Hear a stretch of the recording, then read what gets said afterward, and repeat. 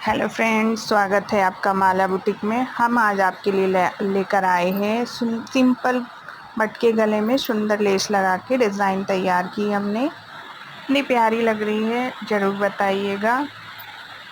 और स्लिप्स पे हमने बहुत बढ़िया सी पत्तियाँ लगाई है। इसमें मुझे बनाना था फ्रिल लगा के फोल्ड करके, बहुत सुंदर सा डिज़ाइन बनाना था, बट कपड़ा नहीं था, इसलिए मैंने ऐसी तैयार की पत्ती लगा के। ये भी बहुत सुंदर लग रहा है, टसल्स भी बहुत सुंदर लग रहे हैं।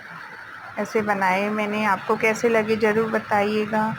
और अगर हमारे चैनल पे आप नए हो तो फॉलो ज़रूर कर लीजिएगा।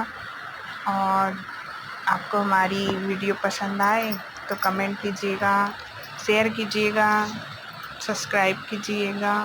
और हमारे ब्लाउज़ की डिज़ाइन आपको कैसी लगी ज़रूर बताइएगा। और आगे नई नई डिज़ाइन सीखने के लिए हमारे चैनल को फॉलो कीजिएगा। Bye bye.